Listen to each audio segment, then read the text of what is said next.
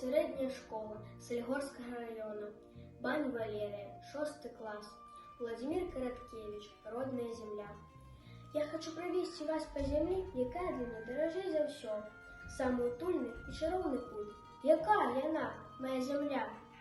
Гэта золотые полі збажыны, синими вочками васильков, светлые от берез гаи, что оглухли от птушиного звону, и пушчы, подобные на храмы.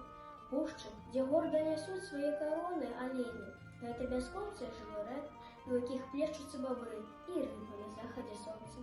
И гэта амаль 11 тысяч озер, чистых, як усмешка дзіцяці.